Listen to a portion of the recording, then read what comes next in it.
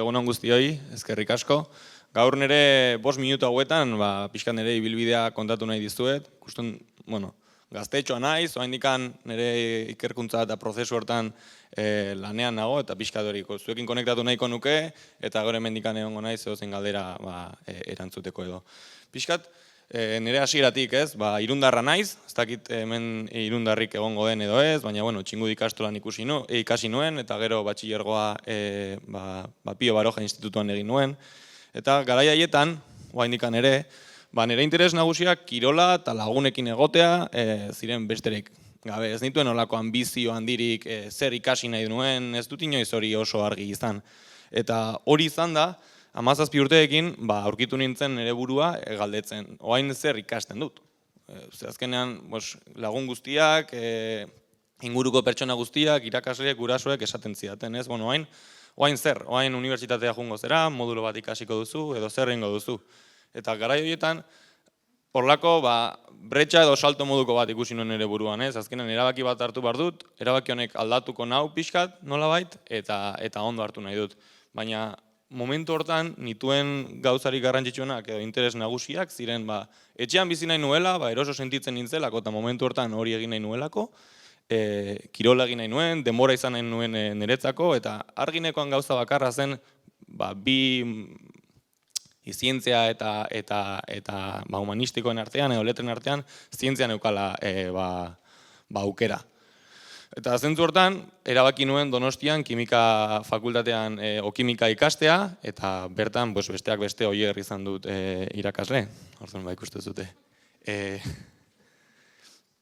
Bertan, 5 urte pasan dituen gradua eta masterra ikasten, naiz eta hasieran ni sartu nintzenean, pentsatu nuen, ni karrera ikasiko dut, eta banoa. Azkenean karrera ondo dago, baina gero ni banoa. De hecho, 18 urte inguru nituela, zuhintzaia izatea zen ere helburuetako bat. Hor pixkat hori erabaki nuen. Baina behin karreran sartu nintzenean, gauza ezberdinak ikasi nituen, jende ezberdinarekin kontaktuan jarri nintzen, bai irakasle, bai beste ikasleekin, eta bide hortan zehar, kanpora ikastera juteko aukera izan dut.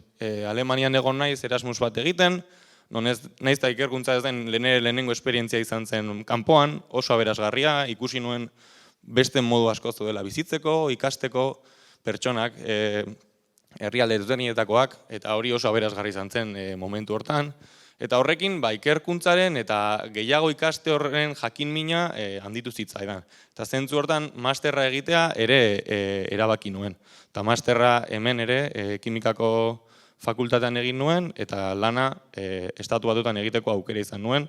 Non berriro ere beste pertsona eta beste herrialde askotako pertsonekin lan egiteko aukera izan nuen, eta oso aberasgarri izan zen. Eta momentu hortan ikusi nuen, eta gero graduatu nintzen, zoriontsu. Eta momentu hortan ikusi nuen, nahi nuela ikasten jarraitu. Eta azkenean ez zela nahikoan ere formakuntzaren zat, honi nahi nuenaren zat, graduakin eta masterrarekin.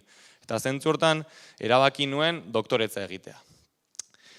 Doktoretza egin nuen 4 urtez, lehen urtean bukatu nuen, sartzerakoan pixkat beldurtua, proiektu handi bat delako, berriro karrera hastea bezala da. Azkenean 4 urte gehiago dira, non lan egiten duzun gai zehatz batean, eta berriro hastentzea duda horiekin, ea hau niretzako den, gehiegi da niretzat, edo ez.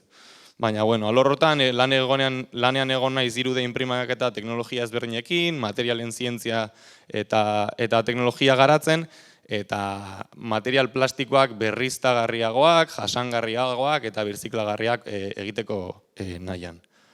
Eta hasierako beldurroiek denborarekin pasa egin ziren, eta azkenean graduatu nintzen, doktoretza bukatzeko aukera izan nuen, eta doktoretza horren bitartean ere kanpoan egoteko aukera izan dut, non berriro ere beste herrialdetako jendearekin lan eta bizitzeko aukera izan dudan, oso aberasgarria izan dela. Oraintxe 28 urte ditut, hemen egiten dut lan Donostin, kimikako fakultatean eta polimat zentroen artean, eta bertan materialen zientziaren barruan polimeroen kimikan egiten dut lan. Gure interes nagusiak zentzu hortan, jasangarritasunaren inguruan daude, bai polimeroak eta gaur egun badakizue plastikoekin daukagun arazoa, arazoiek konpondu nahian edo pixkat txikitu nahian lanean gaude. Eta bertan 3D inprimaketa teknologiak, baita ere birziklagarritasuna eta materialak egiteko beste modu batzuk lantzen ditugu.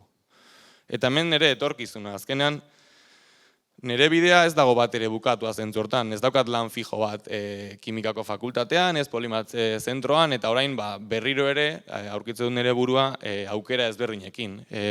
Fakultatean jarraitzen, o lanen jarraitzen saiatu naiteke, edo enpresa batera lanera jun, eta erabaki hauek, pixkanaka lantzen diren gauzak dira. Ni oraintxe bertan ez daukat hori oso argi, baina argi dudana da, zientziarekin erlazionatutako lanetan egon nahi dudala. Eta horrekin bidea egiten jarraituko dut. Nire azkeneko mezua zuentzako izango litzateke galdetzea, horrelako eventuak aprobetxatzea, bai gurekin, bai beste pertsonekin zuen dudak galdetzeko eta iritziak elkarra ertzeko.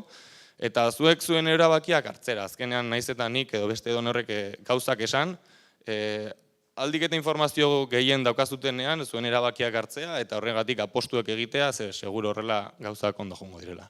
Besterik gabe, mila esker.